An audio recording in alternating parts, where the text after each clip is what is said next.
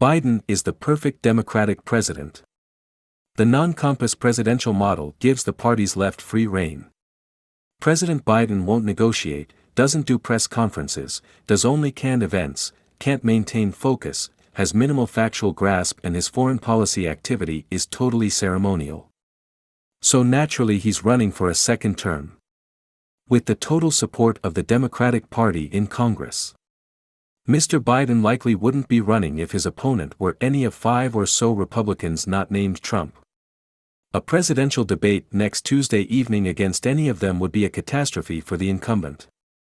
Most Americans of any age or party affiliation don't want Mr. Biden to run again.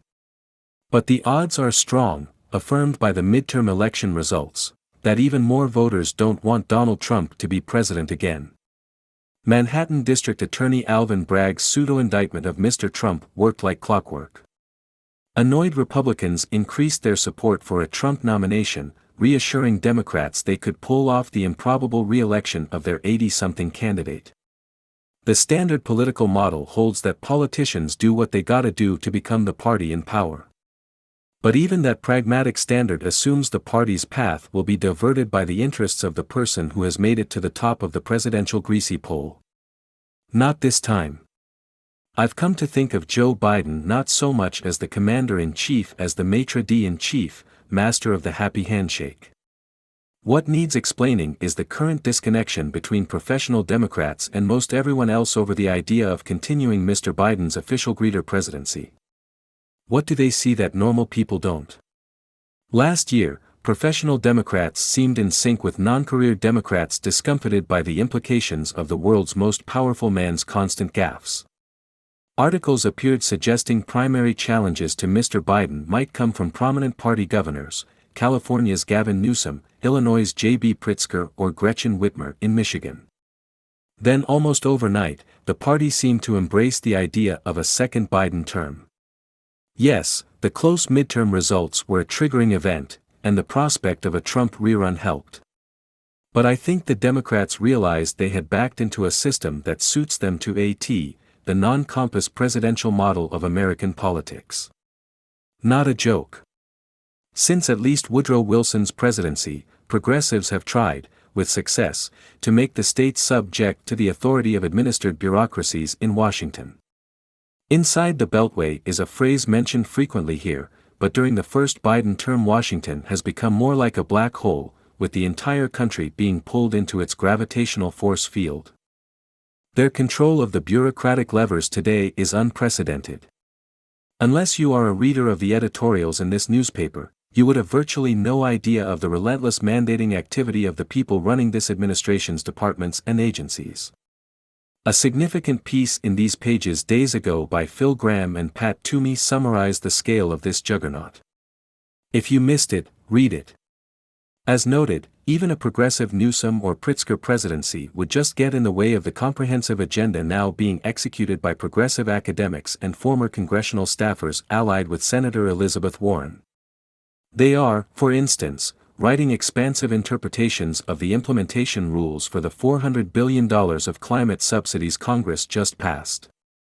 The suggestion that Mr. Biden should avoid the curse of second-term failure is about him personally. It's irrelevant to what the activists running the agencies could do daily. The EPA's just announced 2027 deadline for tailpipe emissions may be unachievable, but so what? The marching order is a done deal. There would be more of that in a second term. A beside-the-point president is the best thing that has ever happened to the progressive centralization project. That is why Washington's Democrats would embrace a Kamala Harris succession. A tip of the hat, incidentally, to departing Biden domestic advisor Susan Rice, the former Obama operative who surely has helped design this passive presidency model. The greatest peril is foreign policy, whose execution requires presidential leadership. Kissinger needed Nixon, Schultz needed Reagan, and Acheson had Truman. Antony Blinken is on his own, and it shows, as allies like Saudi Arabia and France flirt with China. The U.S. needs to increase spending on national security beyond 3% of gross domestic product. No matter what happens in the world, these Democrats won't do that. The cliché happens to be true, it's early. The hunter anvil hangs over Mr. Biden, along with a fragile economy in tense world. All kinds of stuff hangs over Mr. Trump. We are in a familiar phase, with opinion polls representing reality. They show Mr. Trump with a big nomination lead, thus the coverage has defaulted the election to a Biden-Trump grudge match. Like the Bragg indictment, that advantages the incumbent sleepwalk to re-election. To paraphrase Dirty Harry, Republicans staring down this barrel have to be asking themselves one question: do you think Donald Trump will run from here until November 2024 saying the 2020 election was rigged and stolen? If he does, and of course he will, you lose.